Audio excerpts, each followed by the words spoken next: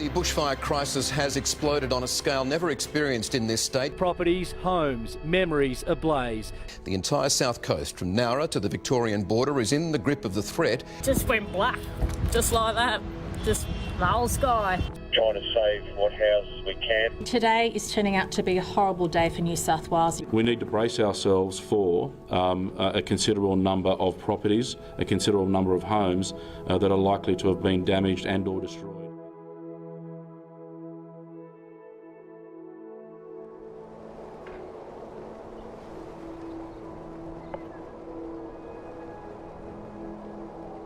There was a phone call with the emergency, you have to leave now, your life's in danger. And as soon as you open the sliding door, the heat outside was insane. It didn't look any different till you opened that door. I had the photos all in the wheelbarrow, took them out, shoved them in the back of the station wagon, put the dog in, left. It just got worse and worse from that, rain and ash and really hot. We left, we just packed as much as we could and into the van. We took 3 of the favourite pets, and that was fighting with the kids and crying and trying to leave. And you didn't think you weren't coming back. The smoke was horrendous even then. And the neighbour told us at about 8:30, 9 o'clock, my house was all gone. Yeah, it was that quick, came through. I didn't find out for 3 days. Nobody would tell me I'd lost my house. So I was coming out and met friends from Narragunda, and they said, "Anna Carmen, are you going to your house?" And I said, "Yes." And they said, "Follow us." When we got here, their littlest boy was 3-year-old. He got out and he grabbed my hand and he was walking me around the house saying, "Anna Carmen, look, you got this. Anna Car, you got this." I think the worst part was when they took the house away.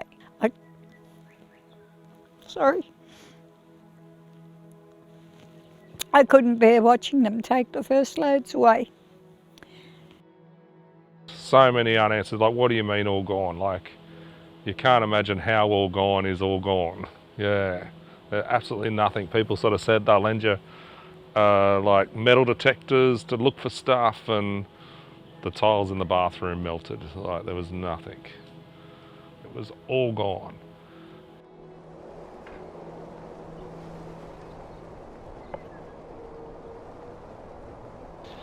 We were the only people on the ground responding to the need, and that's it. No one else could send their people in. It was too dangerous. We weren't a non-profit looking to do the right thing. We were just everyone's neighbor looking out for their neighbor. And I think that's really where we spurred from, was that in the very early hours of all this, it was, you checked on your mate and you wanted to make sure they had water and food, and then you realized that their neighbor also needed it. And then so, we just pulled people together, we pulled the community together and said, everyone check on your neighbor, and whatever they need, let us know and we'll get it to them. And we did everything from water and food in the early days to batteries for sleep apnea machines to cancer meds for people, and we crossed fire lines multiple times. All through here we would have had clothing in sizes for everyone to come in and pick from. Here we would have had all the canned goods, toiletry items, women's sanitary. I started getting phone calls from the major in the Army and the CEO of the Red Cross, and I got a call from the Malua Bay Surf Club and they needed food. So I directed a truck that was already on its way down to there, and happened to say to the driver, "Listen, I'll meet you there, or I'll let you follow me there, that way you find it easy." And when we got there, it was 2 employees of Canva. Little did I know, just from that little conversation, dropping food at a surf club, that it transpired into them doing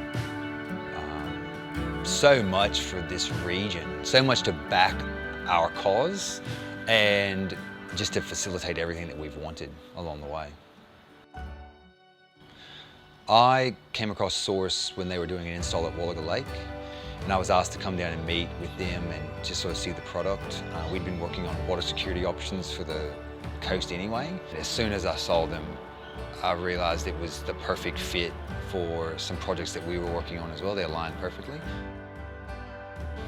Canva funded 10 panels and Source came on board and donated an extra 4 to that as well. So we were able to help put 2 panels on 7 different properties. I think initially they were taken aback just at the gift itself. People don't realise what they've had until they've lost it, and to get something like that is such a boost to know that there's people out there care enough to give you something so wonderful. The water's great. We've got this fancy little bubbler and 2 panels that I drink from all day. The kids come over and fill their water bottles for school. We drink it all day. And to get something that gives me fresh water every day, wow. There's not much else you can say other than that, darling. We've come across some extreme cases through all this, and I guess just to play a small role in seeing someone literally at the worst time in their life and feeling like you're that hope that they needed, or at least the services that we've provided has given them that little bit to keep going. We've definitely come across, cases that people definitely wanted to give up. It's been a pretty tough year for many in this region.